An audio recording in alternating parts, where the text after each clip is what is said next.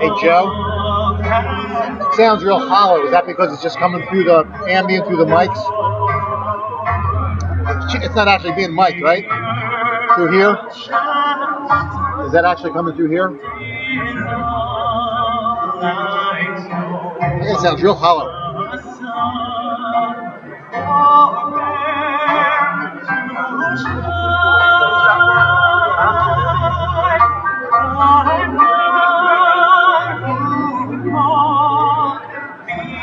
Picking up your mic.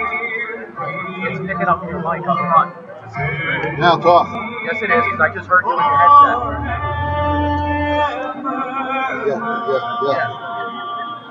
It's your audio input. Huh.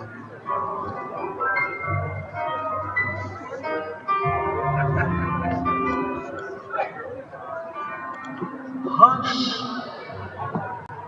Hush. Somebody's calling my name.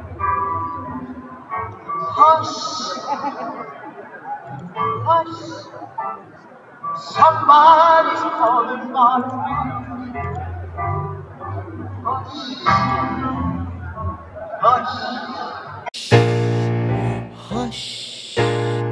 Somebody's calling my name. Hush.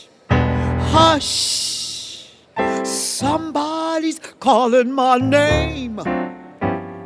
Hush, hush, somebody's calling my name. Oh my Lord, what shall I do? Soon one morning, death come creeping in my room. Soon one morning, death come creeping in my room. Soon one morning, death come creeping in my room. Oh my Lord, what shall I do? Hush, hush, somebody's calling my name. Hush, hush, somebody's calling my name. Hush, hush, somebody's calling my name. Oh my Lord, what shall I do?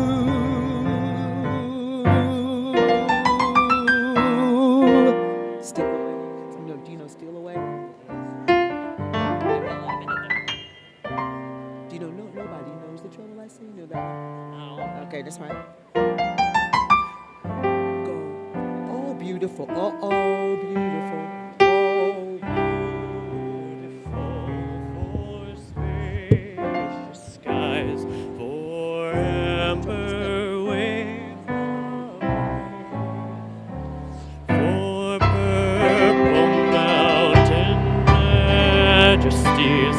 Above the fruited plain,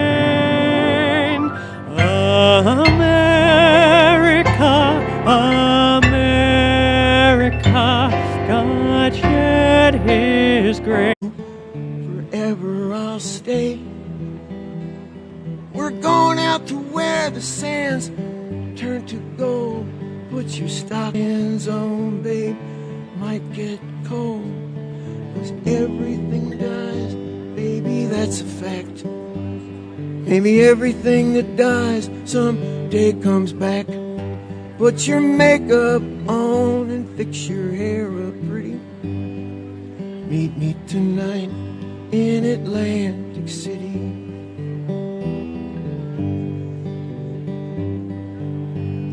I've been looking for a job, but they're so hard to find. Around here there's just winners and there's losers.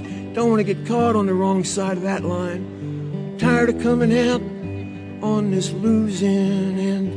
Met this fella last night, gonna do it a little favor for him. Gonna do it a little favor for him. 'Cause everything dies, baby, that's a fact. Maybe everything that dies someday comes back.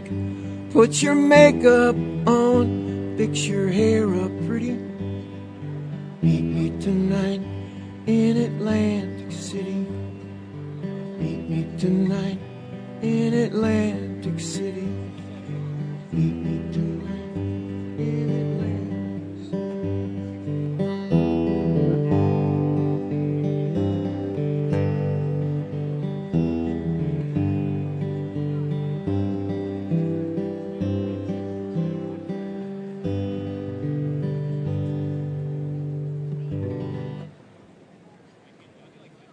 I got like one more. I'm going to do one more.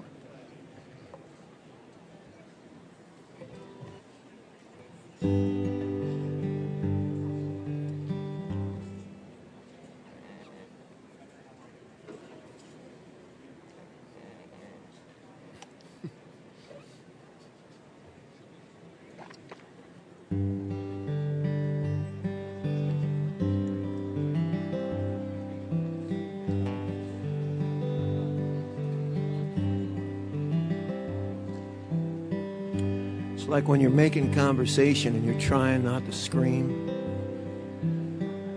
You're trying not to tell them that you don't care what they mean. And when you're really feeling fragile, you really can't get home. You really feel abandoned, but you want to be alone. Old friends, they shine like diamonds. Old friends, you can always call. Old friends, Lord, you can't buy them. You know it's old friends, after all.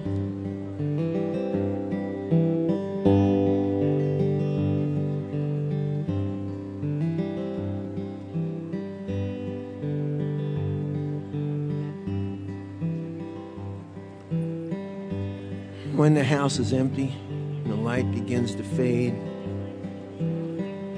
There's nothing to protect you except a window shade. You can't put your finger on the thing that scares you the most. You can't tell the difference between an angel and a ghost. Old friends, they shine like diamonds. Old friends, you can always call. Old friends, Lord, you can't buy them. You know it's old friends. After all, yes, it's old friends. They shine like diamonds. Old friends, you can always call. Old friends, Lord, you can't buy them. You know it's old friends. After all.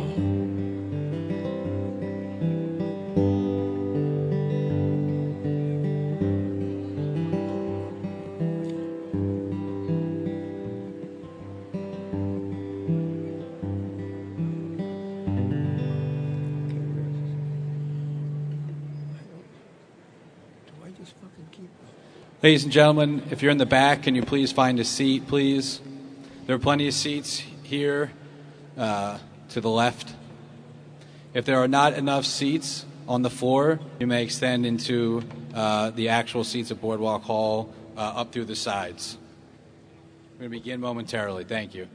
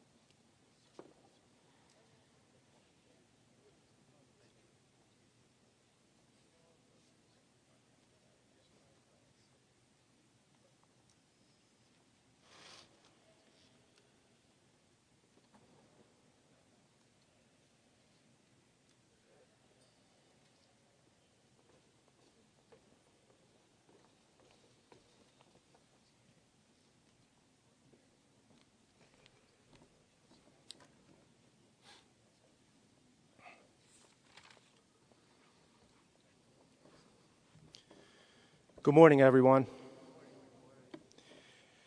Thank you for joining us at this memorial to celebrate the life and legacy of the late Senator Jim Whelan.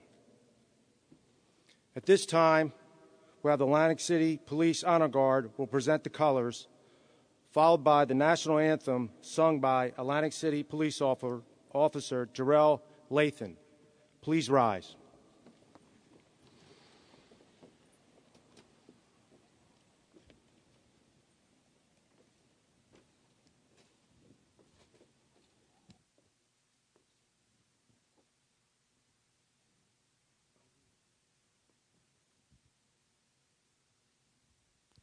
Testing.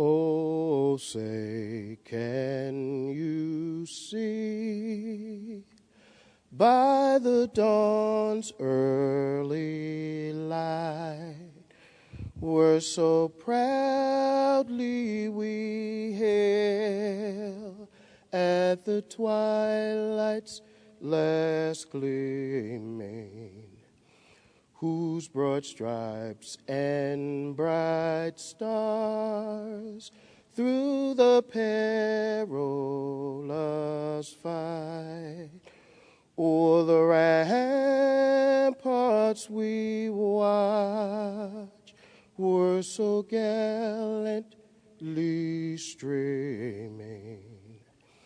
And the rocket's red glare, the bombs bursting in air, gave proof through the night that our flag was still there.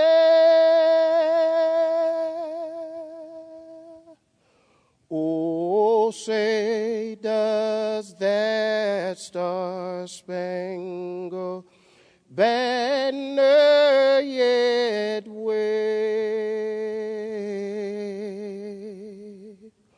o'er the land of the free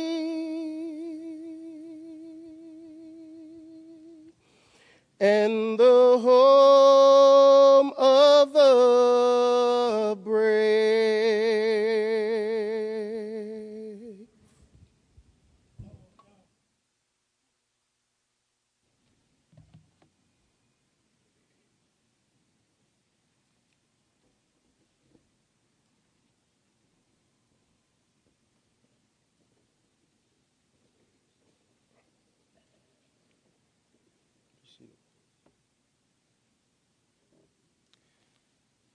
You could be seated.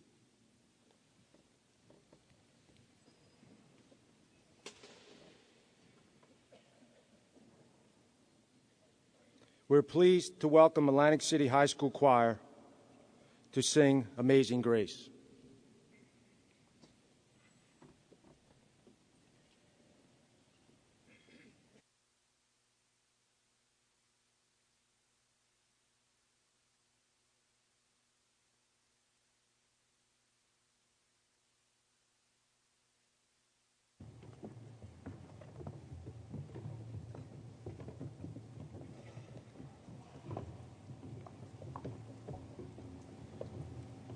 Step back.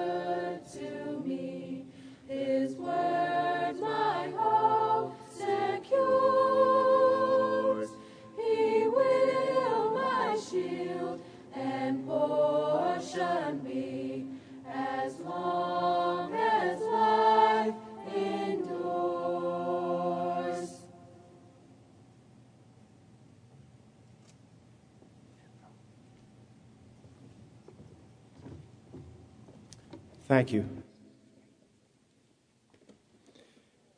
Can everyone please rise again as Father John Thomas from the parish of St. Monica in Atlantic City gives us an opening benediction. Invocation.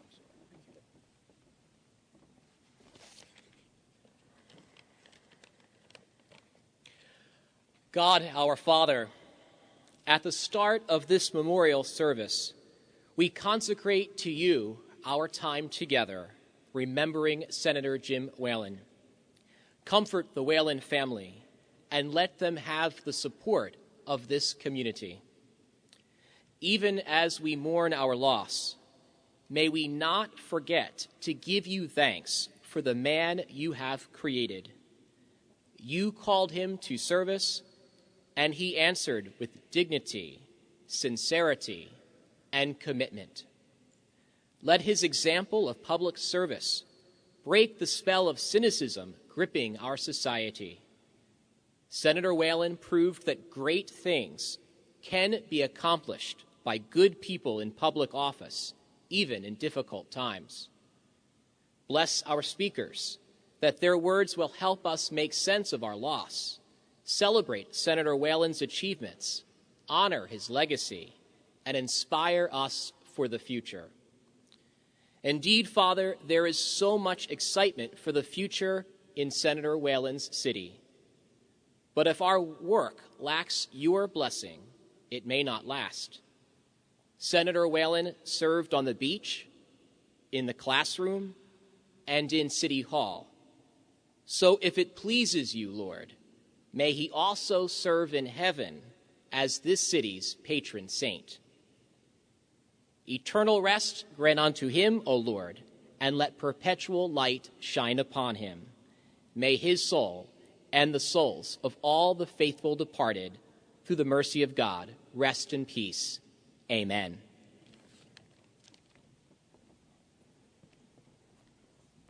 You may be seated.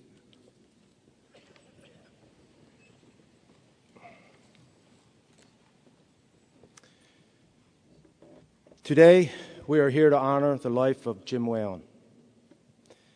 Senator Jim Whelan did leave us fast. If you knew Jim, you knew he didn't want to burden anyone with a long illness. Abraham Lincoln once said, in the end, it's not the years in your life that count, it's a life in your years. He gave us so much of his life to public service, serving as a teacher, a councilman, as mayor, and for more than a decade in the legislature, fighting for the policies to help improve the lives of the residents of the state of New Jersey. Jim Whelan swore me in as mayor in Northfield in 2007, and then again in 2011. Now, in Northfield, it was majority Republicans then, and I won as a Democrat. So Jim Whelan, I ran unopposed that year in 2011. And Jim Whelan, before he swore me in, he pulled me out in the hallway, and he said, you know, he put his arm around me, and nobody ever looked down at Jim Whelan. You always looked up. And he said, how did you get a free pass? And I said, I guess the Republicans are scared of me. And he looks down, he says, I don't think so. He was right. Jim Whelan was a great swimmer. He loved to swim, but he also taught many to swim. I had the privilege of being at many events in Atlantic City with Senator Whelan. There would always be someone who would say, hey, Mr. Whelan, you taught me how to swim. I knew he enjoyed the shout-outs. You know, a lot of people might not know Jim, but Jim had a pretty good sense of humor. Jim would have a daily swim workout in the Intercoastal outside his house in AC to Ventnor. It was about a 1 mile round trip swim. When he was about halfway there, he would, rest a little bit. He'd see if anybody was on the bulkheads, and he'd yell out, hey, is this Brigantine? And everybody would say, no, you got to go north. He says, okay, thanks. And he swam back home.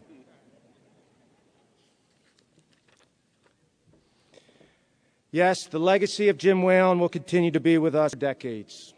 The tunnel connector, the walk, and his many legislative accomplishments. Jim Whelan didn't care about the fanfare of being a state senator. He just wanted to help and do the right thing. And most of all, he loved Atlantic City. Jim will be missed, that is true. I had the privilege of working with Jim for the last 4 years. I will always be grateful for his wisdom and his friendship. He would want us all to carry on and live by his one rule, which is to show up, do your job, and be nice to people. To his wife, Kathy, son, Richard, and his entire family, my deepest condolences. The state of New Jersey is a better place because of Jim Whelan. Thank you.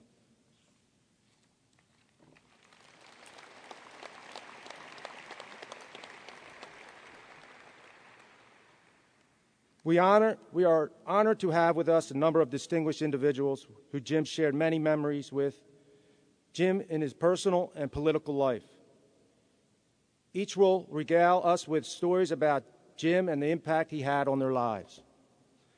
As a note to the program you have on your seats, Congressman Bill Pascrell sends his regrets he is not able to make it today. Because of the Hurricane Irma, votes in the House of Representatives were rescheduled today, preventing him from being here. Congressman Pascrell sends his deepest condolences to the Whelan family and all those in attendance. I am pleased to introduce to our first speaker a friend of Jim's going back to his days as mayor of Atlantic City and his days as mayor of the city of Philadelphia, former Pennsylvania Governor Ed Rendell.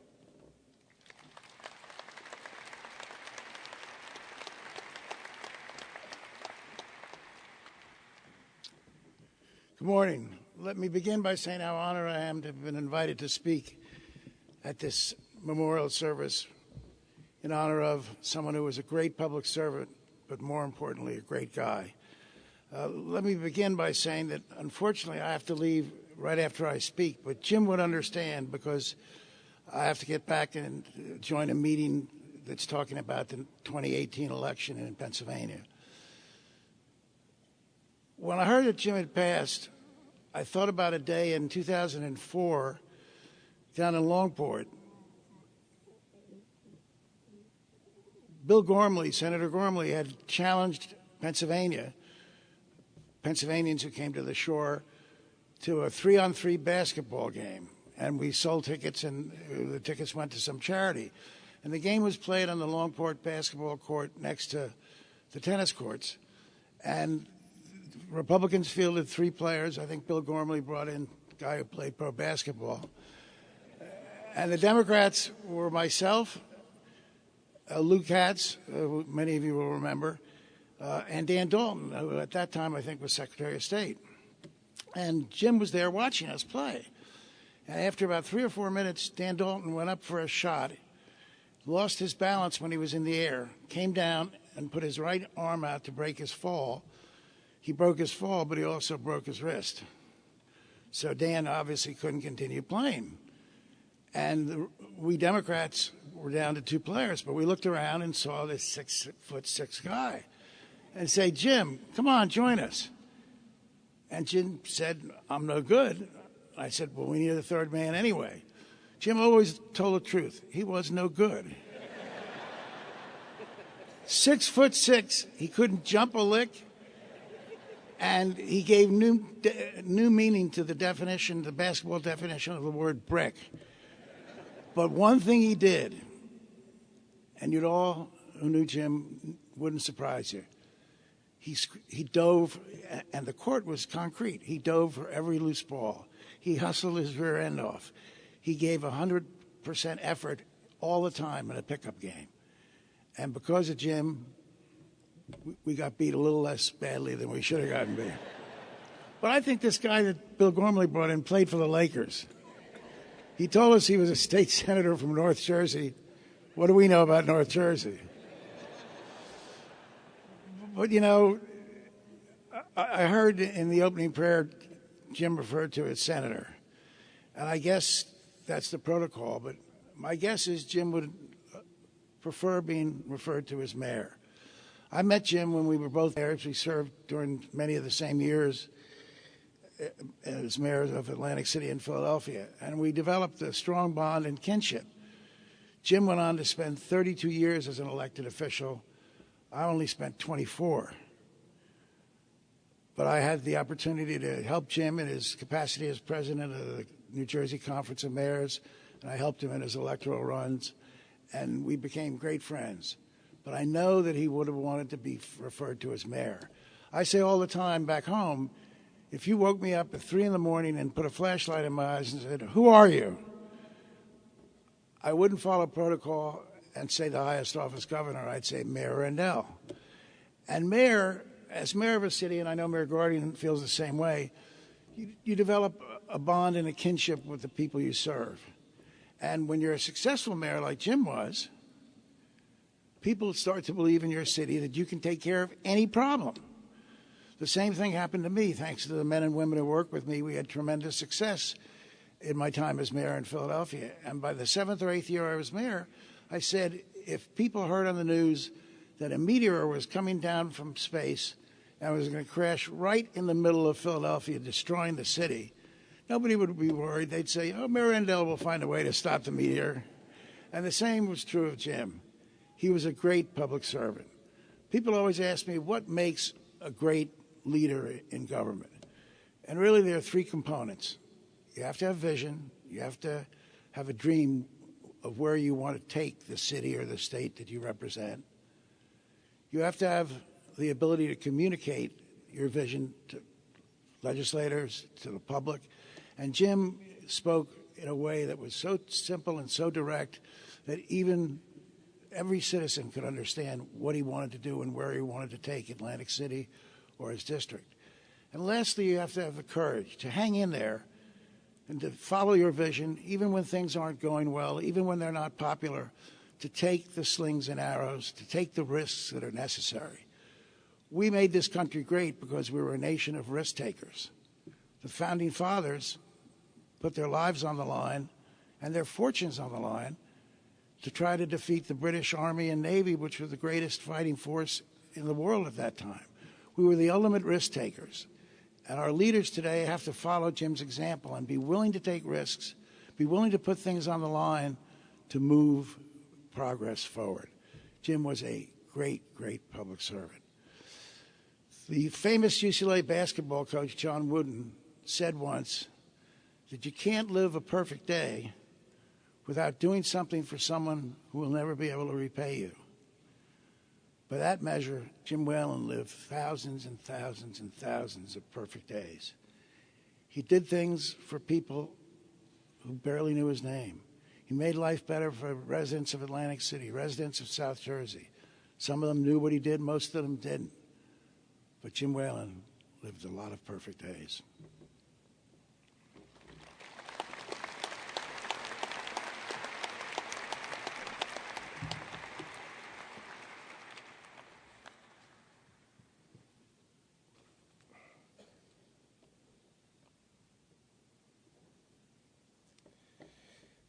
The name William J. Hughes, Sr. resonates with everyone who grew up in Atlantic County over the past 30 or 40 years.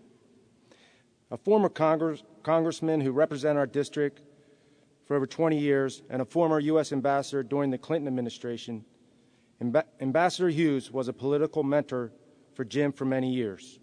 Please welcome Ambassador Bill Hughes, Sr.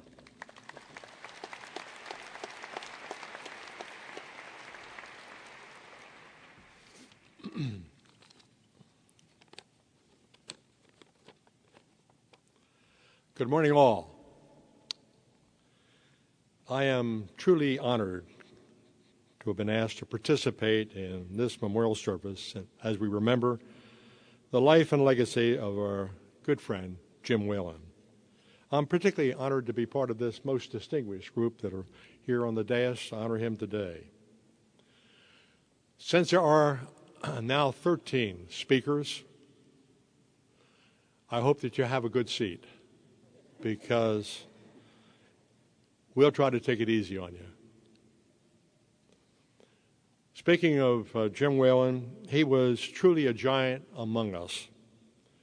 A champion swimmer and lifeguard, an outstanding coach, educator, mentor, and role model, a loving family man, and finally, last but not least, a truly great public servant. I imagine one of his great jobs was being mayor of the city of Ocean City, along with senator, because you're so close to the people and you bond with the people of Atlantic City, which reminds me of a story. When I was in Congress, I would conduct town hall meetings around the state, and I was over in Steve Sweeney's area in Gloucester County, in Glassboro, and I was talking to them about the issues of the day. And this lady got up and she said, Congressman, they pick up my trash on Thursdays. And invariably, they don't pick it up. And the dogs get in it, and it's a mess. What can you do about it? And I said, well, you know, madam, I'm at the federal level. You know, I don't pick up trash, but I suggest you call your mayor. And she said, well, I didn't want to start that high.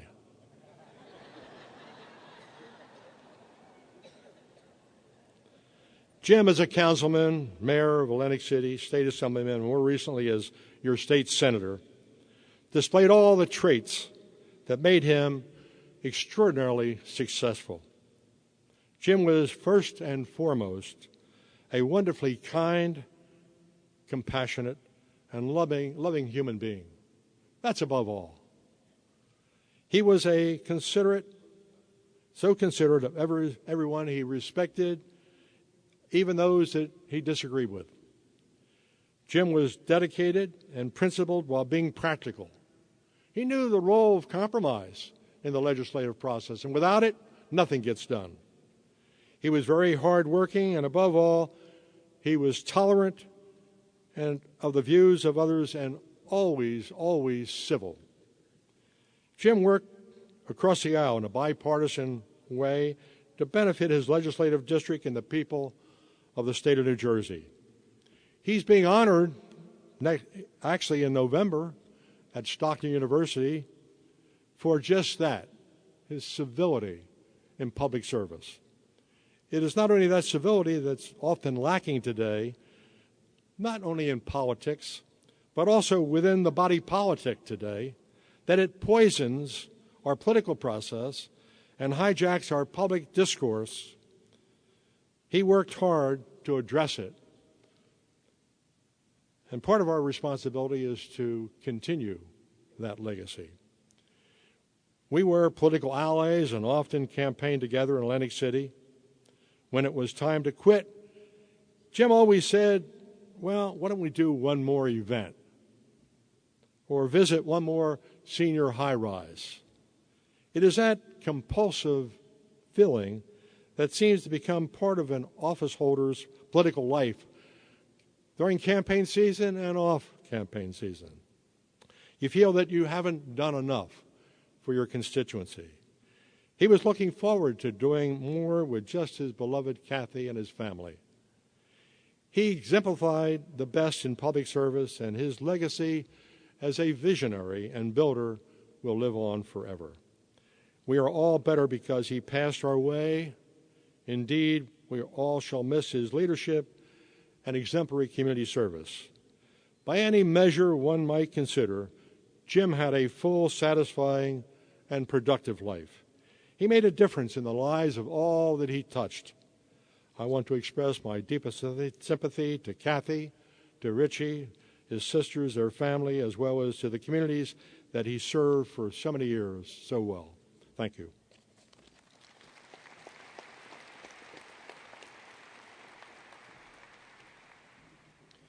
Thank you, Ambassador.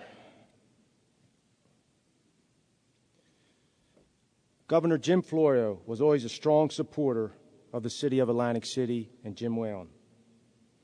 And when Whelan was mayor and Florio was governor, the two worked hand in hand to grow Atlantic City into the destination place that it is today. Please welcome former New Jersey Governor Jim Florio.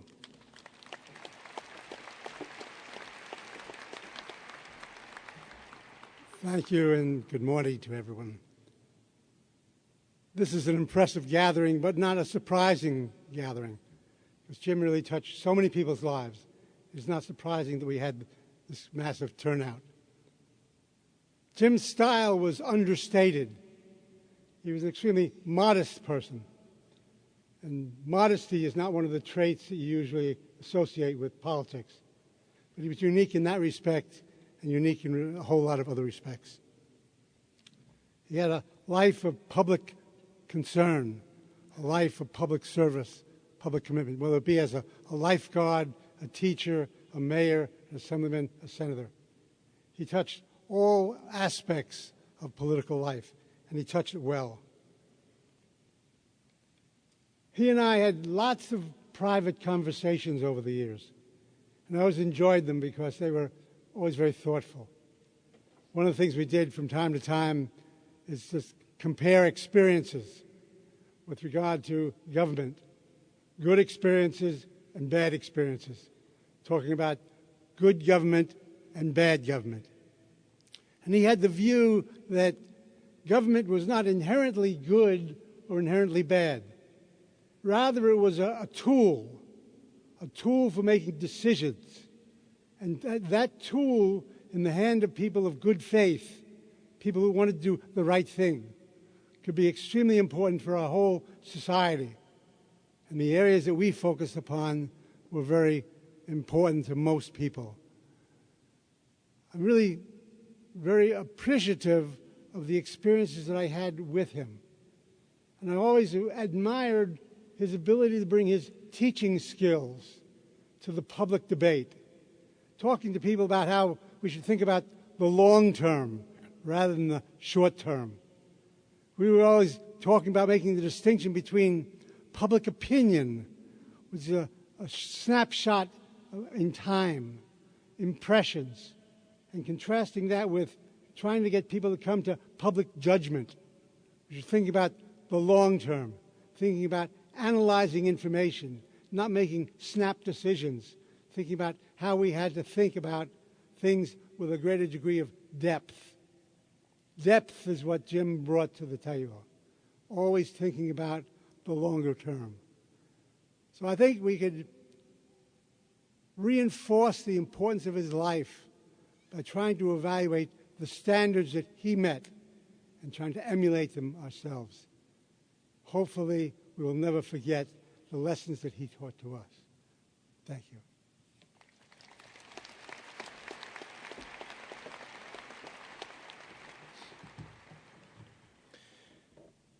A friend, colleague, Senate President Steve Sweeney and Jim tackled the big decisions together. Together they worked to bring continued success to Atlantic City.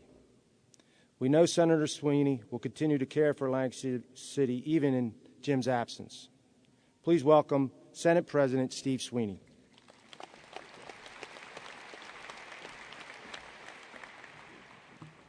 Good morning, or I guess good afternoon, to Kathy and Rich. This is very hard for me to be here to do this today, because Jim was a dear friend and a confidant that when you were dealing with tough issues, you knew you could call him because of his experience as mayor. And I really do believe, as Governor Rendell said, he would probably prefer to be called Mayor Whelan rather than Senator, because everything about Jim was Atlantic City.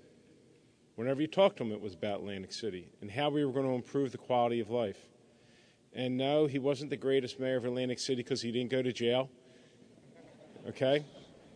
We used to tease him about that.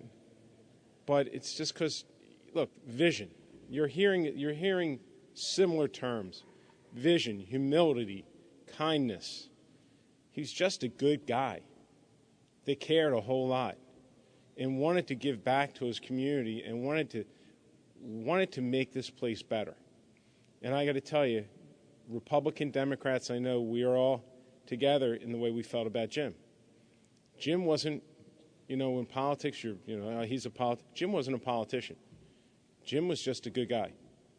They cared sometimes way more than others cared about things than he did. But You know, Kathy, I don't have a whole lot of funny stories because I'm sad. So we should remember him for the great man that he was. Ray Lesniak called me up and he said, hey, I got a great idea. I said, what's that? He said, let's name Boardwalk Hall after Jim Whelan. And you know, I couldn't think of a better honor. The only problem is we're going to have to talk to you because we got to figure it's going to be mayor or senator, because he deserves the honor. This building, this city is so much better off, and this state is so much better off because Jim Whelan served it. Thank you.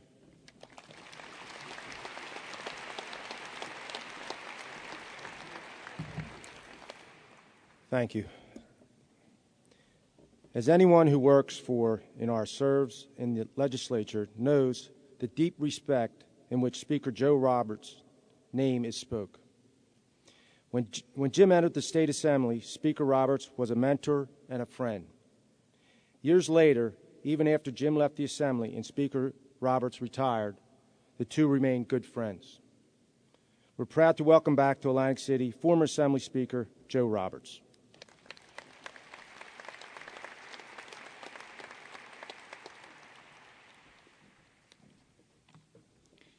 Thank you very much. Good afternoon.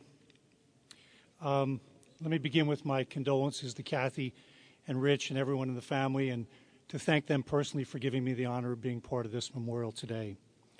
It's an honor to join this tribute to my friend Jim Whelan. Like all of you, I can't believe that we are without him. But this admittedly bittersweet memorial is a chance to celebrate what made him very special to all of us.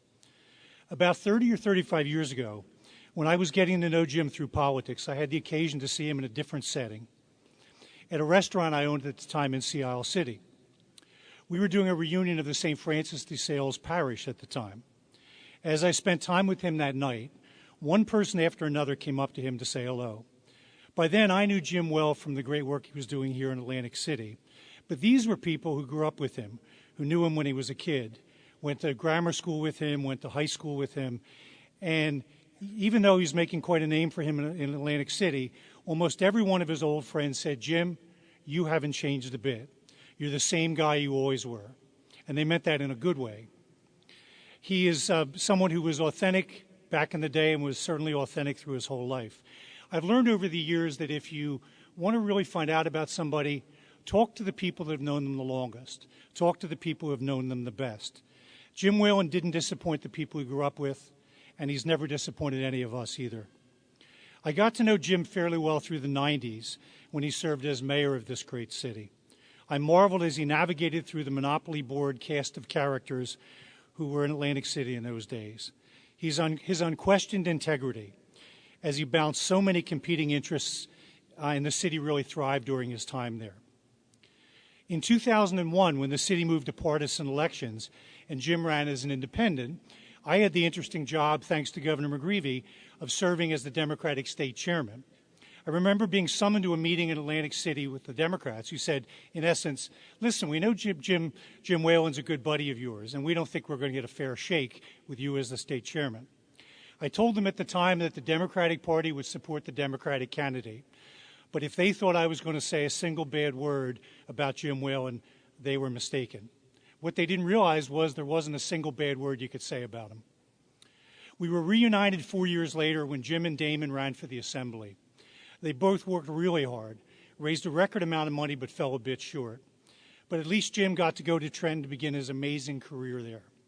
His journey of public service really began on the lifeguard stand, and it never stopped. When Jim began his time in the legislature, an extension of his show up and do the job approach was his unbelievable loyalty. He was an incredibly independent person, but also a very loyal person. He was completely committed to his colleagues and said to me 100 times, just tell me what we're doing. And I'm sure that Steve Sweeney would attest to that in terms of his loyalty and his commitment. On a very few occasions, very few, when Jim was presented with one of our questionably great plans, he would say, let me think about it. That was his code for let me talk to Kathy and see if she thinks your idea is as crazy as I do. To my great benefit, Kathy usually looked out for me and helped nudge Jim over the finish line. do what I thought was the right thing at the time. During his time in Trenton, Jim added to his responsibilities in Atlantic City by looking out for all of New Jersey. He has a long list of achievements, but one of his favorites and mine was his law to provide real choices for senior citizens so that they could stay in their homes with dignity and get the health care they needed to live quality lives. That helps so many people all over our state. In reality, though, we should not just be impressed by what Jim did, but by how he lived his life. It was a life of love and respect. The love he had for Kathy, fully returned measure for measure. What a beautiful love affair. What a true partnership. And the respectful way he treated everyone. If you were a casino big shot or a guy at the sub shop, it didn't matter. If you were a Trenton colleague or a kid at the high school who needed some extra help, you were the same in Jim's eyes. The foundation for this life well lived came early. The character he developed when he was young guided him all the way through. The people at St. Francis de Sales had it right. He was always the same great guy, always. Today is the day for us to count our blessings, that Jim Whelan was a part of our lives and that we had the honor to be a part of his life. Thank you.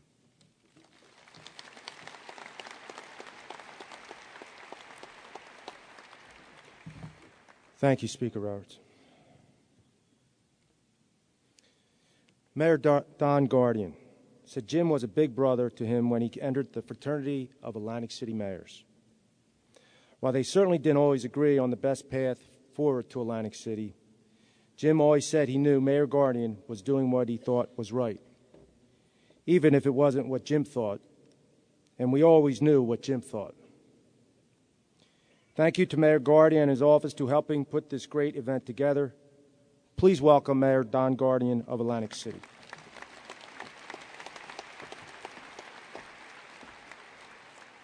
Family and friends of Jim, thank you for coming together as we remember a man who dedicated his life to public service. Jim was a Philly kid who summered with his family at the Jersey Shore right here in the inlet in Atlantic City. He grew to love this boardwalk, the beach, and the ocean. He was a lifeguard with our beach patrol for 19 years, a world-class swimmer, returned after college as a teacher, a swim coach, a councilman, a mayor, an assemblyman, and a senator. But those were just the jobs that he had from the time he was born on November 8th in 48 till 3 weeks ago, August 22nd, when he died. More important is the fact that the whale stood tall in AC, and it had nothing to do with his physical height, but with the content of his character. He made decisions that were right for the city that he loved. What was important is how he spent, if my math is correct, 593,592 hours on this earth. That's how you measure a man's worth. Former Beach Patrol Chiefs Levy and Aloise stopped counting after Jim saved 1,000 victims from drowning over the 19 years on the Beach Patrol. 1,000 people lived because of Jim. And on a single day in the 1970s, Bob Levy and Jim Whelan saved 87 people in a single day. 900, yeah, of course.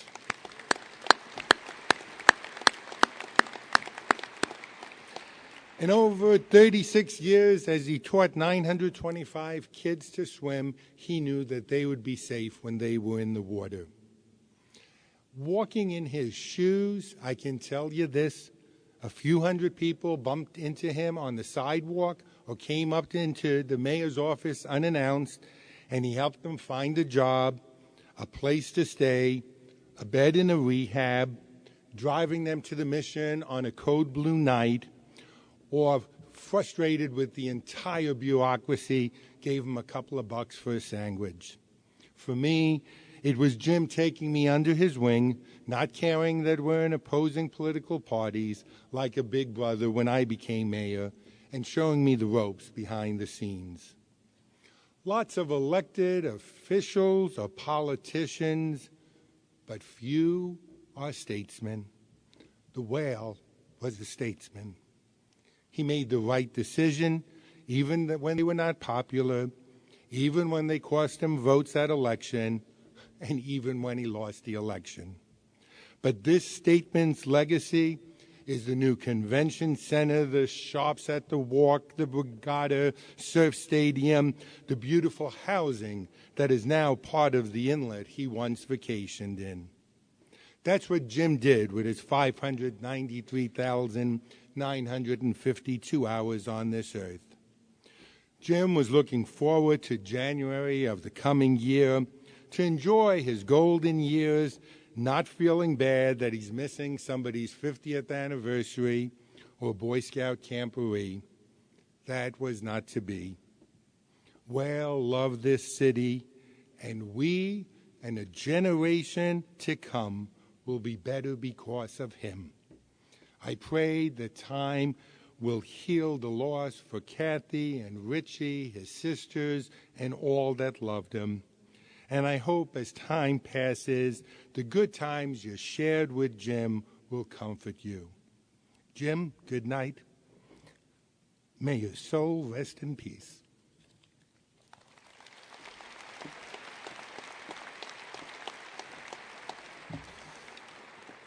Thank you, Mayor Gordon. Jim's love of Stockton University knew no bounds. He was the biggest proponent of bringing Stockton to Atlantic City than anyone. In Dr. Harvey Kesselman, Jim knew he had an ally. When Dr. Kesselman had already committed to joining another university at the time the Stockton presidency became available, I think Jim was prepared to call every board member at the University of Southern Maine to tell them, no, you're not getting Harvey. Just down the street, the Stockton University project will anchor the Chelsea neighborhood just as Jim intended it to. Please welcome Dr. Harvey Kesselman.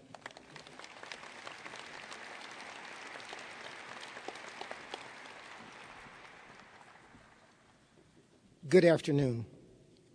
4 months ago, I stood side by side with my friend, Senator Jim Whelan, right here at Stockton's first commencement ceremony at Boardwalk Hall.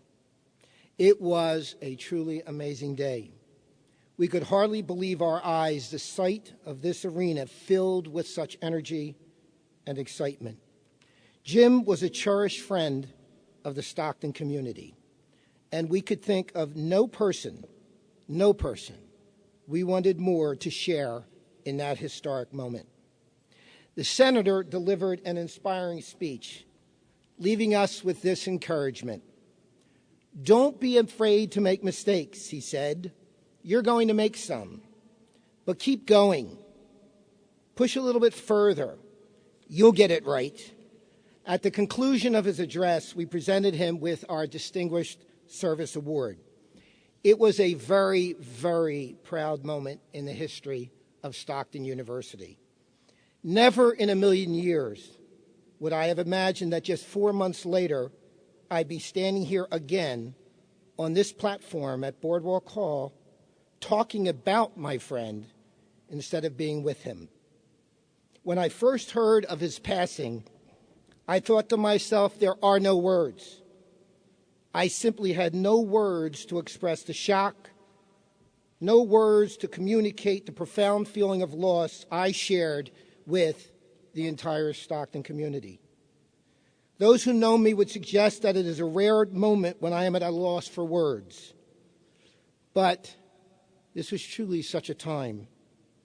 As I began to come to grips with the moment, the words came.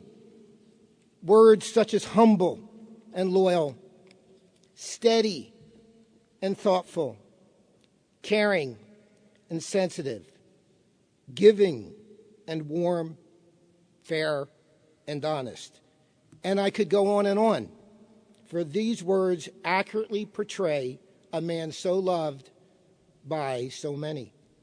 But today I stand before you with only one word that I believe best describes the senator and our friend, and that word is honorable. Jim Whelan touched the lives of so many people, but students touched his life the most. It has been said that no man stands so tall as when he stoops to help a child. This is so fitting for our dear senator, as he was a man of great physical stature and of great character. The students of Atlantic City had such a tremendous affinity for their beloved teacher. Jim not only taught them to swim, but to trust, to have courage, to believe in themselves. Jim Whelan was an honorable man. In his decades of public service, Jim practiced the same principles of hard work and diligence that he instilled in his students. One of the qualities I admired most about Jim was that he never backed away from a challenge. He focused on accomplishing things, on getting things done, and he did so without posturing. You see, he understood that a man's character is the key to his success. Author Susie Kassem proclaims there are 3 marks of an honorable man: selflessness, humility, and truthfulness. Well, I'm here to proclaim that Jim's life, Jim's legacy, is the sum total of all 3. Again, I say Jim Whelan was an honorable man. On behalf of the entire Stockton community, we extend our heartfelt condolences to Kathy and the Whelan family. Kathy, it's been my honor to pay tribute to your husband today. For many years, I've had the privilege of being in his company. I've had the opportunity to learn from him and to work with him. I've had the honor of calling him my friend. I'm going to miss Jim Whelan. We are all going to miss Jim Whelan, for he is our honorable man. May he rest in perfect peace.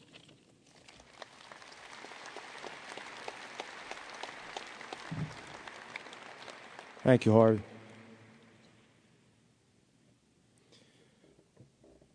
Nothing gave Jim Whelan more pride than watching the Hard Rock Casino announce they're finally coming to Atlantic City. It was only a beat by having a local guy at the helm. Jim bothered Jim Allen for years about Atlantic City. Now they're here thanks to Jim's persistence and hard work.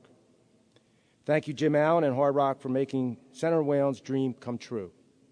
I'm proud to welcome the President and CEO of Hard Rock International, Jim Allen.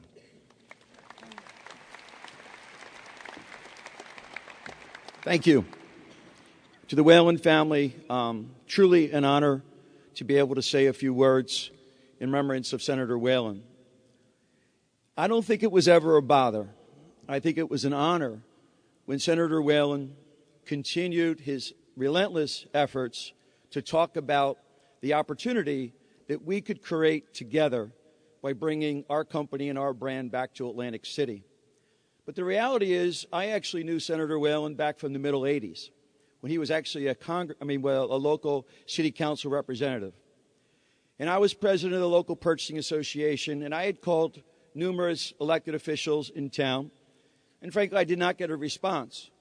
But Senator Whelan, I said, would you come to one of our, at the time, Councilman Whelan, would you come to one of our events? He said, sure. Tell me what it's about. I said, it's about the industry coming together to try to benefit Atlantic City. And that was probably back in 1985 or 86, give or take. And it's during that period, and ever since, Jim was a friend. Hard Rock had talked about coming to Atlantic City many times. It is true that it would have never happened if it wasn't for Senator Whelan's persistence. When we made the announcement, it was a joyous day.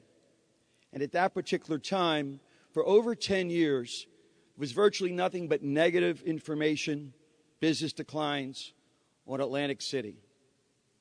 Within 30 days after that announcement, we had over 408 million media impressions.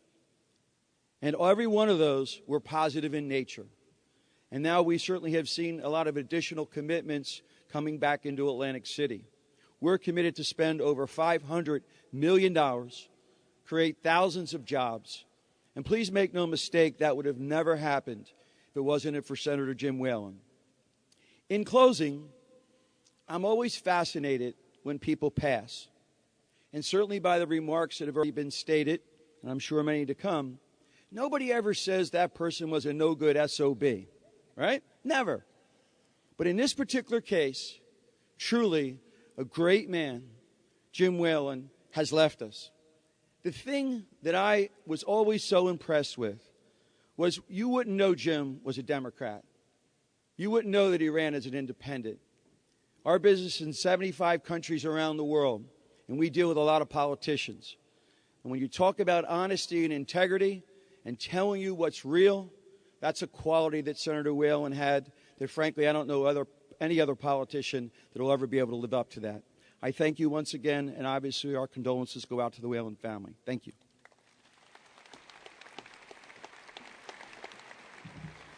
Thank you. They were competitors once, but on the other side became friends. Politics was politics with Jim. When it was over, the grudges never lasted. Even though Jim and Sonny McCullough did their battles across party lines, they knew they could count on each other for honest leadership. I am pleased to welcome Egg Harbor Township's Mayor, Sonny McCullough.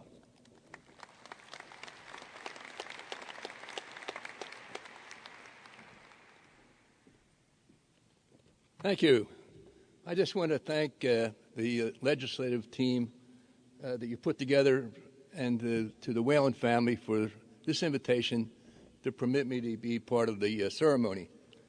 I looked at the program today, and I noticed that it said former congressman, former ambassador, former senator, former this and former that, but under my name it didn't say former senator, and it would have been apropos since Jim Whelan was responsible for making me a former senator.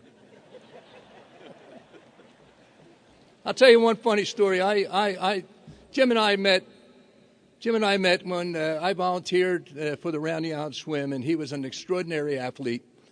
And we became friends at that time. And then I was appointed to be a senator by the Republican Party after Senator Gormley stepped aside. One funny story that came out of that election, and by the way, one of the things I disliked the most was when you get to this level, you hire consultants. And the consultants, they don't care about the other candidate. They only care about who's going to win and what their reputation is about. And I can tell you, the last 10 days of my campaign, I actually fired the consultant because I would not allow him to say things he wanted to say about my friend Jim Whelan. And I don't think anybody during those campaigns ever heard Jim Whelan say anything nasty and mean about Sonny. And I think all my friends know I did likewise. I would not permit it.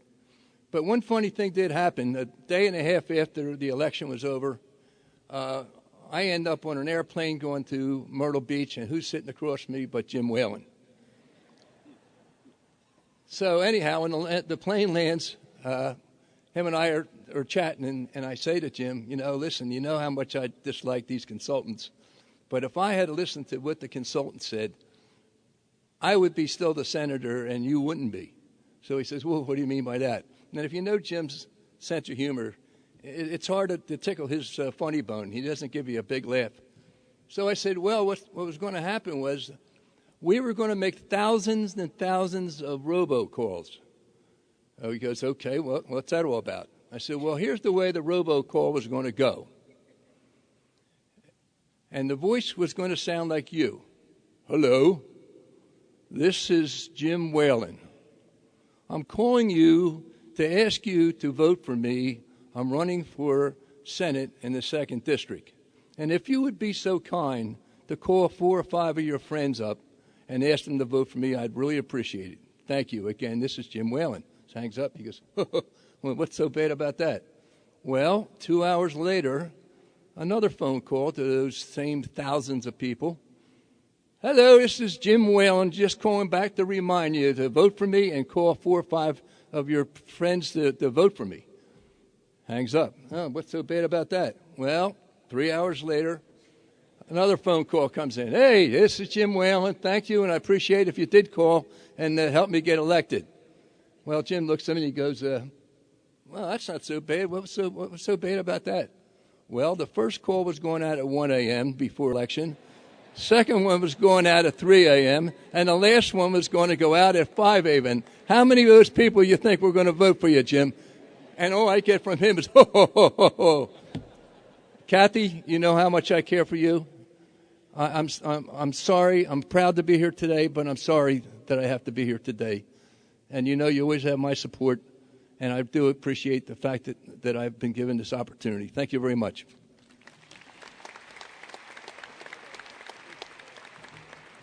Thank you, Mayor. We all know Jim loved being mayor. He took such pride in it. Like any mayor, Jim loved working with the city council most of the time. Here to give a talk about the mayor, Jim Whelan, is former Atlantic City Council President Rosalind Narelle Nance.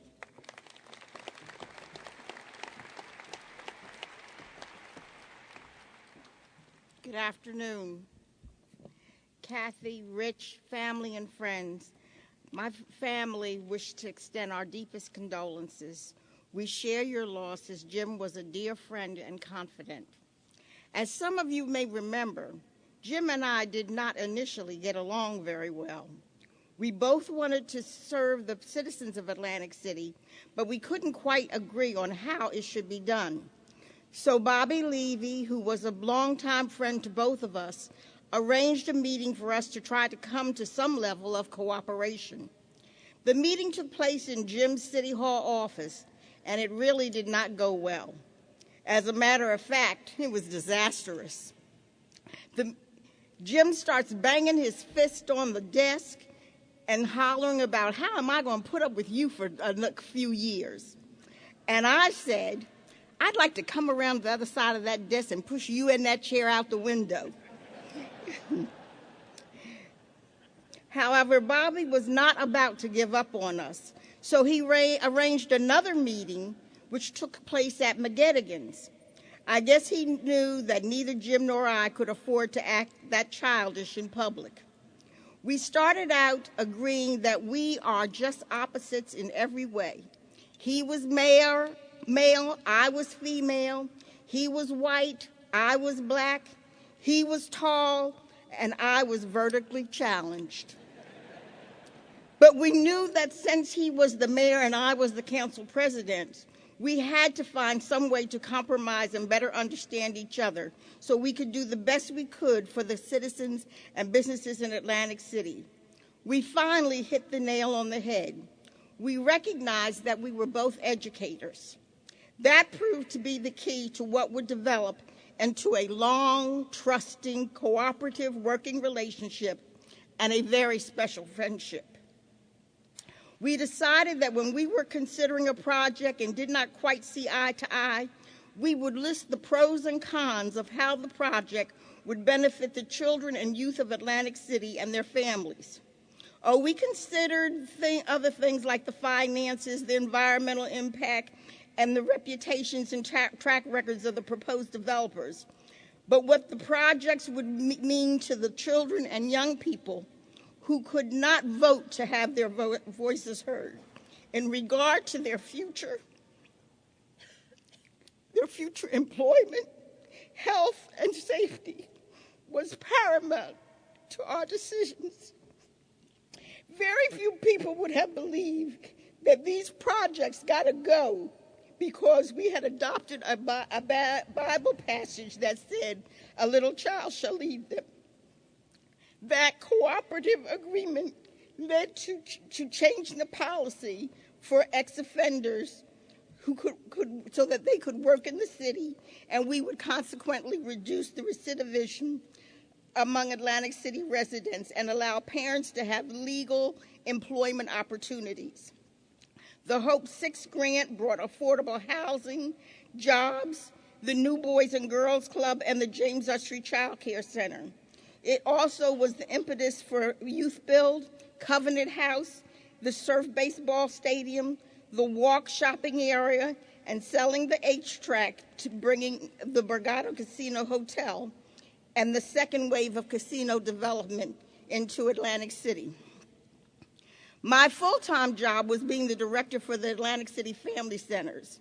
Many afternoons, Jim would come just past my office to discuss what was on the table, and when we held our annual community forum to get ideas from the community, Jim not only came to bring greetings, he led one of the focus groups and then would encourage me to write grants that would fund our grandparents raising grandchildren support group, our home buyers seminars, and financial management programs.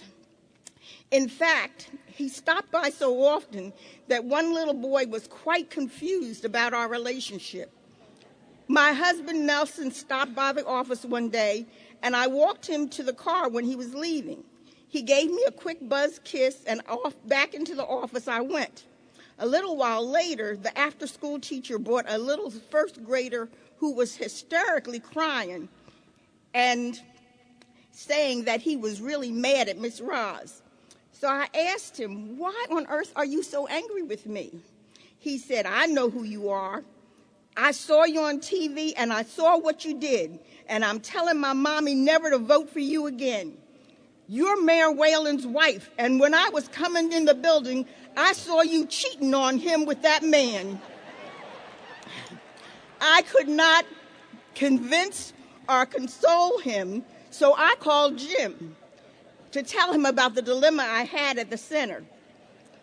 Now, at first, all he could do was laugh. So when he stopped uncontrollably laughing, he did come to the center, and we explained to the little boy that we were really just very good friends. And the other man was really my husband. He said to Jim, "But you're a guy, and Miss Roz is a girl." I left the boy with Jim and let him explain how boys and girls could be good friends. A few weeks later, a little girl from Africa enrolled in our center, and some boys were teasing her about her accent. The little boy told them, "It's not nice to tease people, and Mayor Whelan said it's a really good idea to have a girl for a good friend." So another great lesson was learned by a little boy and taught by a man who knew the value of treating women well. Jim's love and concern for children and youth was evident in the many ways he spent his time and energy. Teaching swimming, attending high school and college basketball games, just so the kid would know that he was there and he was proud of their accomplishments. That was a part of Jim's heart and soul and the essence of Jim Whelan. It was part of the reason he was such a good and splendid public servant.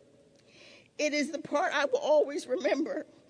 Since I have shared so much about Jim's relationship with children, I'm going to close with a quote from one of my favorite children's books. At one point, Winnie the Pooh once said to his best friend Tigger, "If the day ever comes when we cannot be together, put me in your heart and I'll be with you forever." That is exactly where Jim will remain, in my heart, and I'm sure he'll live eternally in your heart as well.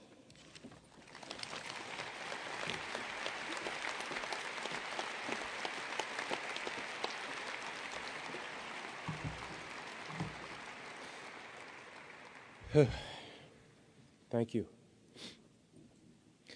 Nothing gave Jim more pride than watching the students grow up. How could you grow up in Atlantic City and not know how to swim? Jim thought that was a sin. He loved being a teacher, and he loved the Atlantic City School District. Here to give us more insight, Jim the teacher, is Atlantic City Education Association President, Marsha Genova.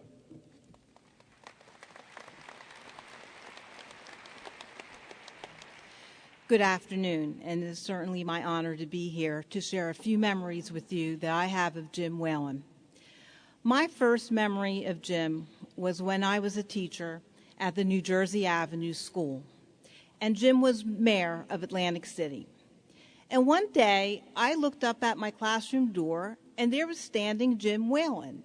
And he came up to me and shook my hand and said, "Miss Genova, I'm Jim Whelan, mayor of Atlantic City," and he pointed to one of my students. And he said, "How is he doing? Is he doing okay? Is he doing his work? Is he behaving?" And I said, "Yes, he's doing a very good job. He's making progress. And he said, oh, I am so glad to hear that. But please, Miss Genova, if you have any problems with him, please let me know. He is a friend of mine. And he left, and I looked at my student. I said, so you know Jim Whelan? He said, yes. He is a very good friend of mine. And it really touched me because Jim took time out of a busy day to come and check on one of my students. I'm sure he was not the only one that he came to check on. He really cared about the children in Atlantic City. Then in 2002, Jim came back to the classroom. He became a swimming teacher again, and I was his union president, and I would go out to the different buildings.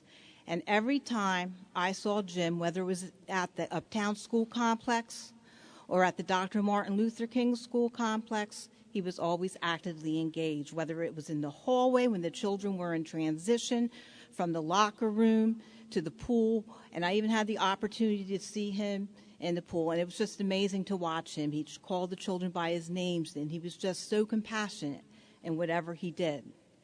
And then when he became a politician again, I had encounters with him, and even when I didn't agree with him, and I would tell him when I agreed with him, and I would tell him when I didn't agree with him.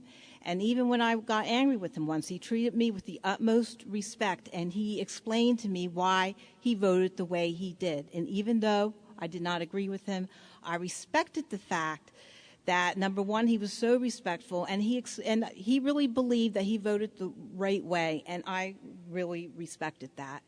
One of my last encounters with Jim was when both the City of Atlantic City and the Atlantic City School District were enduring financial problems.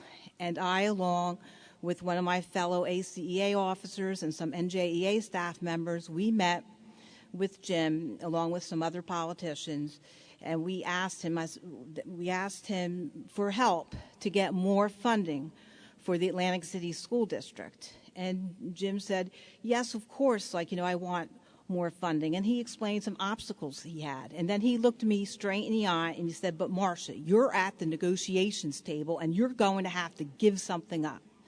And I knew he was right. And I said, yes, Jim, I know. And he knew that was going to be something that wasn't easy, but we did make concessions at the table. And the very last time I saw Jim, he said, Madam President, you did the right thing. And that meant a lot to me. And I will always remember Jim as such a compassionate person. He was so compassionate in everything he did, whether it was as a teacher, a lifeguard, a politician, and a family member. So I do wish my condolences to his family, and I'm really going to miss Jim. Thank you.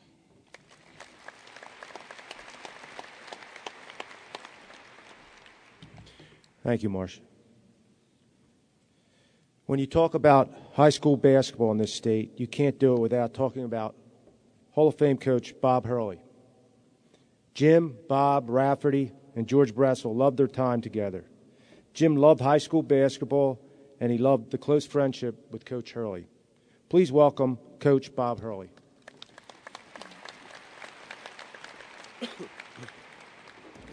Thank you. Good afternoon to everyone. I believe I'm the North Jersey representative here. I'm trying to, bridge the gap between New York City and Philadelphia, and this is extremely difficult.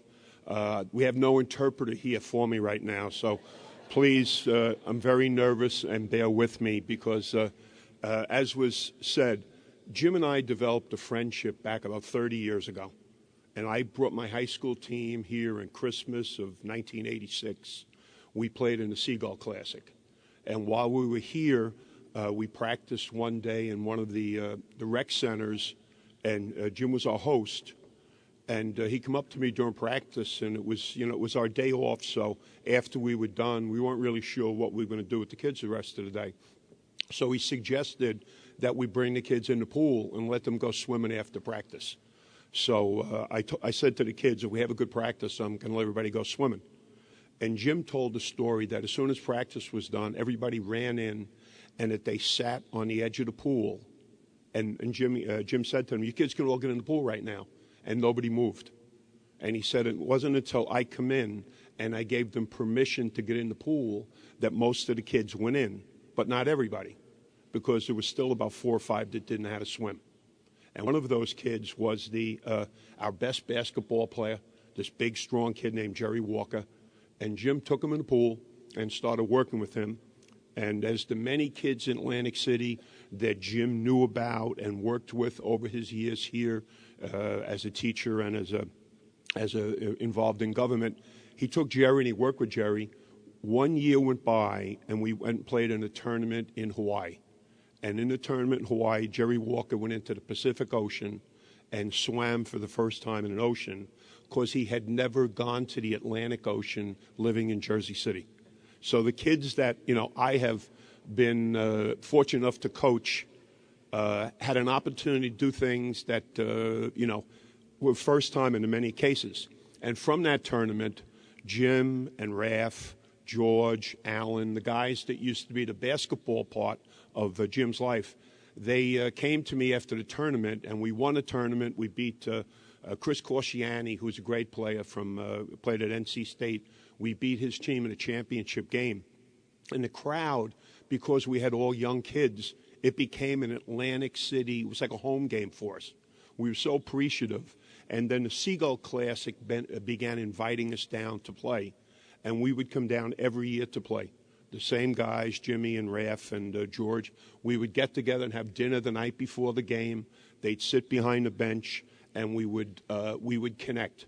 Over the course of the years, countless times, Raph and Jimmy came to see our games. Jim became the official recruiter for Philadelphia for St. Anthony's. And because of his Temple background and also his friendship with at Lafayette with Fran, we wound up having kids always being recruited by those schools. And I know he is extremely proud that this year's captain at Temple, Josh Brown, is one of those kids that he called on years back, and he's going to have a big impact. However, he wasn't really a basketball person. All right, he was definitely a guy who was a swimmer who really loved basketball. And Raph and he admitted to me after years that after watching us play down here several years, won a couple of tournaments, we were ranked #1 in the country.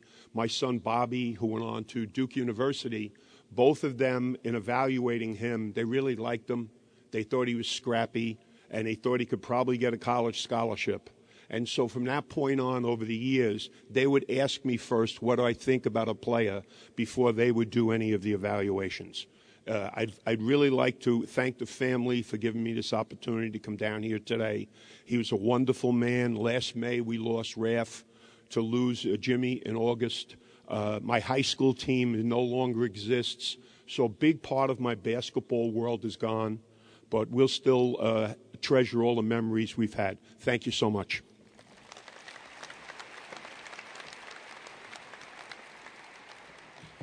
Thank you, Coach Hurley. Jim was a mentor to many, but Damon Tyler's father, the legendary Hank Tyler, was a mentor to Jim. A former two-time running for legislature, former judge, and now our Atlantic County prosecutor, Damon Tyler was always there to have Jim's back. They formed a friendship that lasted a lifetime.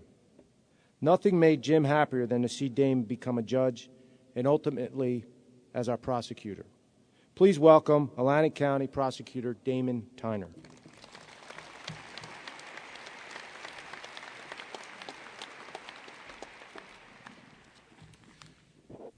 Good afternoon, and thank you for allowing me to share some memories of Jim. Kathy, Richie, to the family, you guys have been so supportive of me in saying how much I meant to all of you and to Jim, but he meant the world to my family right back. So like countless kids in Atlantic City, I met Jim at the pool at the Westside Complex, which is now known as the Dr. Martin Luther King Complex, back in 1977 or so. So that's 40 years ago for me. That's a 40-year friendship. And from that initial meeting, he became a constant in my life, and little did I know that our relationship would evolve from teacher-student to political mentor to friends. When Jim ran for city council along with my father Hank and Arnie Orsatti, I played the role in their very first campaign commercial as the kid whose future lay in their hands. Little did I know at that time how much of a role he would have on my future. When he coached me into running with him for the assembly back in 2005, he counseled me on the finer points of public service that I hadn't previously considered.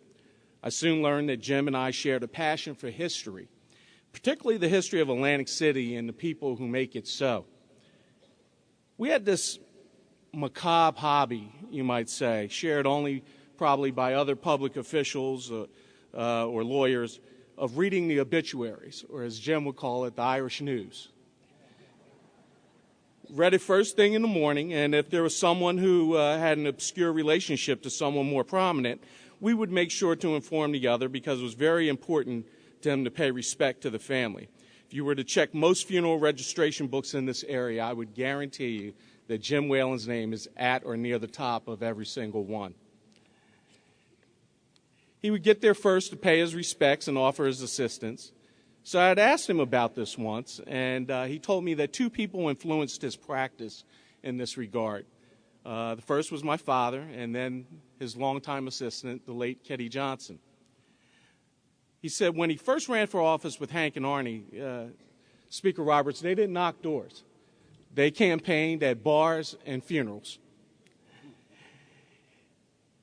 According to Jim and my father's logic, if a person showed you respect in life, then you must show their family the respect you had for that person when they passed away. Based upon today's attendance, it's clear and evident that we had an overwhelming respect for Jim Whelan. When he first became mayor, Kitty ran into his office one morning and berated him. She said, "What are you doing here? You're not at the Wilson funeral." He said, "Who?" She showed him the obituary, and he said, "I don't know who this person is." She said, "Read it. He worked in the Public Works Department for the city for 35 years. He dedicated a major part of his life to this city.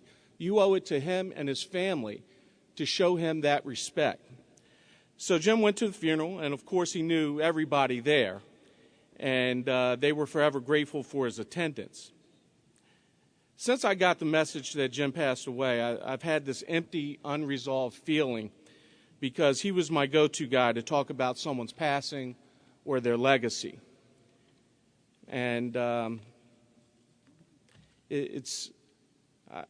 feel like calling him up and saying, Jim Whelan passed away. Can you believe this? And I don't think that's ever going to go away. Many of us had a chance to appreciate Jim's competitive spirit. And he had a saying, "In for a penny, in for a pound." It was indicative of everything he did. He did it full throttle with maximum effort. He didn't give up on something if it became harder than he originally anticipated. He saw it through to the end. When we ran for office together, we knocked on a ton of doors, talking like 15,000 doors. And you learn a lot about a person when you're campaigning together. He was relentless. He would get out of school at 3 o'clock and get a head start on me.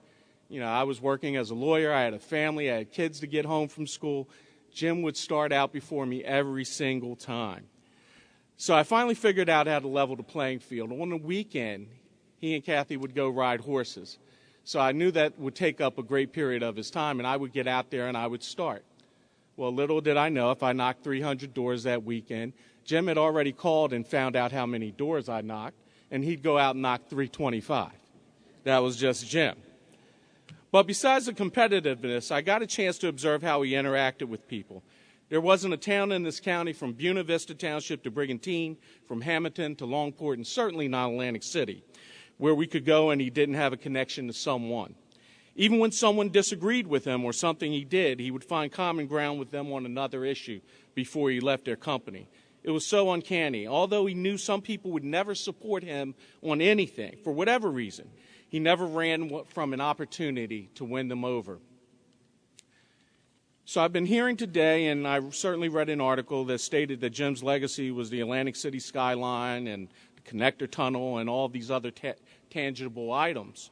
But in my opinion, you need only to look at Jim's incomparable dedication to the children of Atlantic City.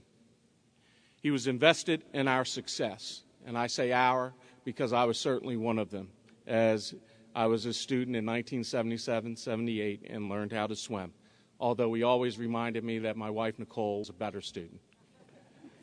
Always. As a former athlete, he related to athletes naturally, and he always wanted to help them out. But it didn't matter. You just had to be a kid, and Jim took an interest in you and your success. About 15 years ago, I was in my office, and he called me. He said, do you know a particular person? And I said, no, they were behind me, but I'm pretty sure I know their family. He said, well, she's a semester away from graduating college. I'm calling you and 4 others to get her over the finish line. He did this with different kids over the years, and their part of the deal was that they would have to come and find me, introduce themselves, thank me for my support, and then tell me what they hoped to achieve. Most importantly, he encouraged them to repay the favor for someone else one day. The children of Atlantic City, the ones that he helped, he was among their biggest advocates. And this is truly Jim's legacy. And out of all of Jim's accomplishments, swimming around Absecon Island, councilman, 3-term mayor, assemblyman, senator, and we heard it here, surviving Atlantic City politics without getting indicted, perhaps his greatest accomplishment was shedding a label, Shooby. Never in the history of Atlantic County has anyone from outside the boundaries of this county been more accepted and embraced as our own than Jim Whelan. It's almost as if the sand and salt water seeped into his veins during that swim around the island or sharing that lifeguard stand with Chief Levy. Maybe it's because he didn't allow labels or stereotypes to guide his path in life. For instance, it's been said that the most segregated places in America are churches and barbershops. That didn't apply to Jim. He felt equally comfortable whether he was at Second Baptist Church or whether he was at St. Michael's Roman Catholic Church, whether he was at Omar and Abdullah's barbershop or whether he was at Manny Aponte's barbershop. He was at home. He didn't permit labels to interfere with his life's work, which was ultimately understanding the plight of another so that he could help improve their circumstances. In the words of Rudyard Kipling, Jim could walk with kings, but he never, ever lost a common touch. As a senator for our district, he was instrumental in the governor nominating me to become an administrative law judge, a superior court judge, and now the Atlantic County prosecutor. And during this process, you have to make phone calls to the various senators and of the Judiciary Committee and the leadership, and you solicit their support. Invariably, no matter who I called, whether a Democrat or a Republican, they would return my call and say the following: if you're all right with Jim Whelan, then you're all right with me. I treasure the many lessons that I learned from my friend Jim, and I value our relationship. On behalf of the many generations of children that he taught and helped, those that maybe can't thank you themselves, Kathy, I want to thank you, Richie, and the rest of his family for sharing them with us. There's certainly a private cost to public service. Behind every person that gives of themselves to help our society is a family who sacrifices as well. There are missed dinners and missed family events which can't be replaced. But through your understanding and acceptance of his service, we are forever grateful for your support of his efforts to make our region better. Thank you so much.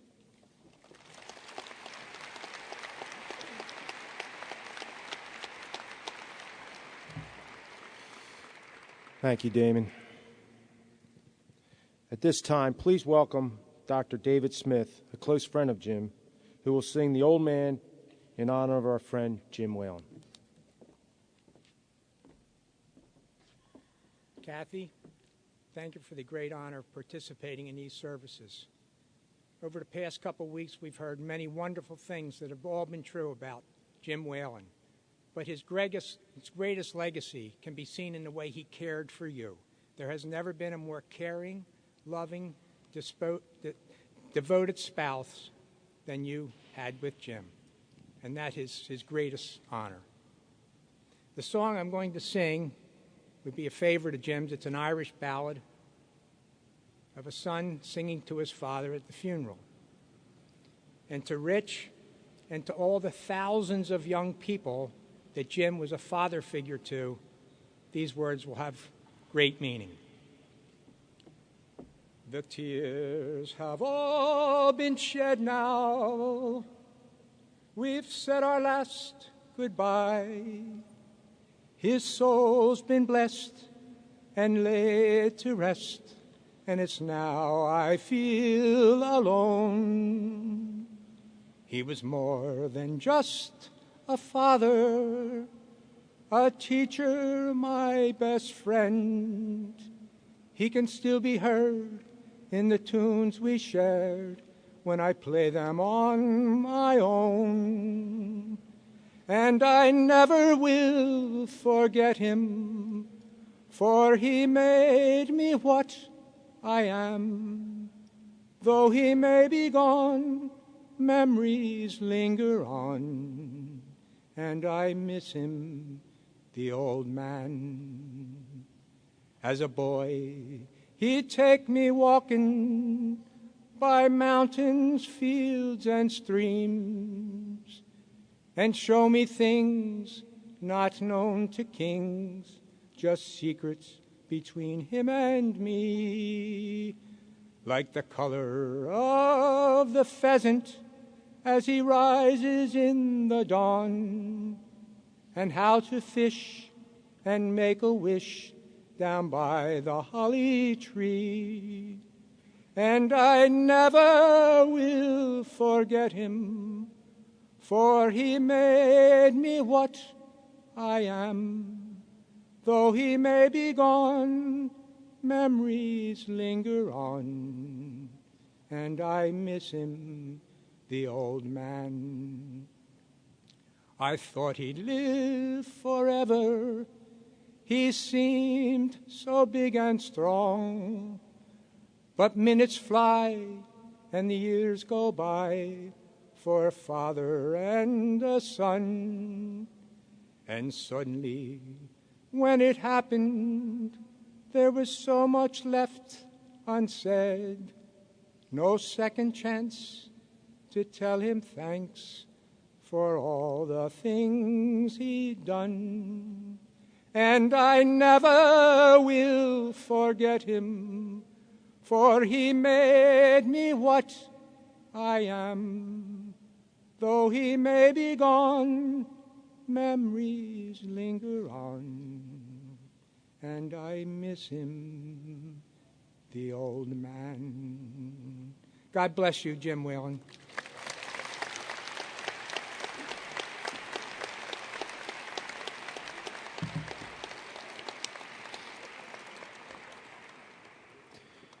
Please rise as we welcome the Reverend Colin Days of the Second Baptist Church in Atlantic City to offer a closing benediction.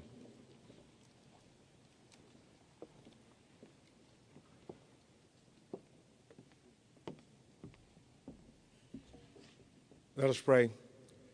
God of grace and God of mercy, as we prepare to depart from this place and this occasion, we pause to say thank you.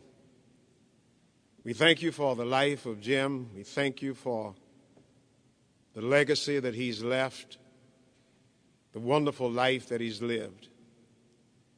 We pray for his family,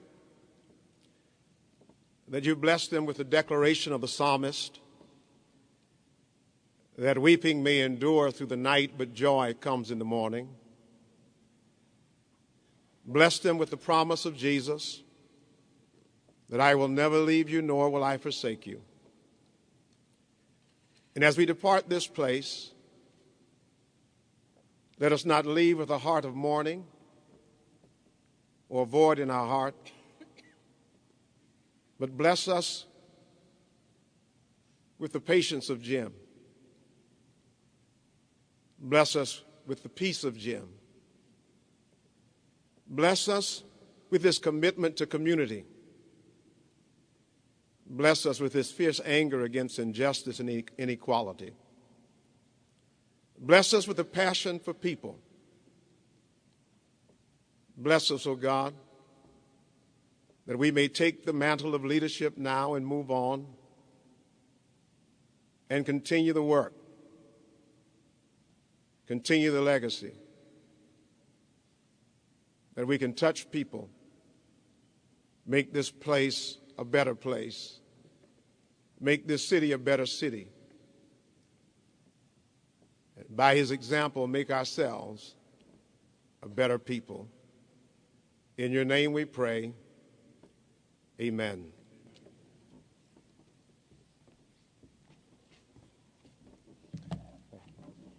Thank you, Reverend. Everyone can sit for just a moment.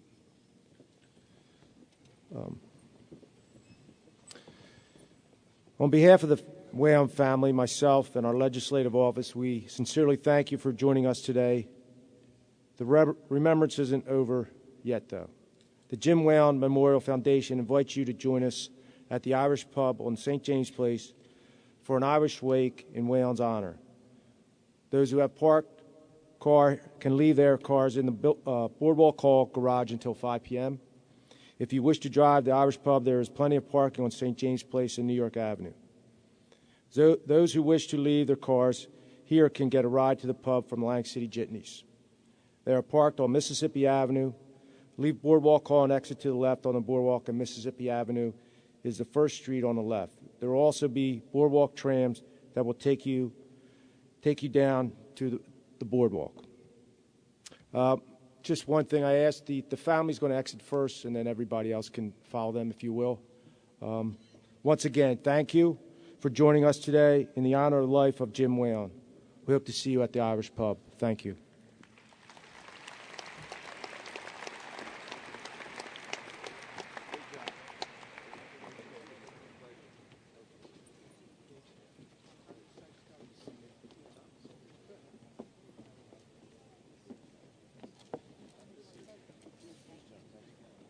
See you, Vince. Good job, man.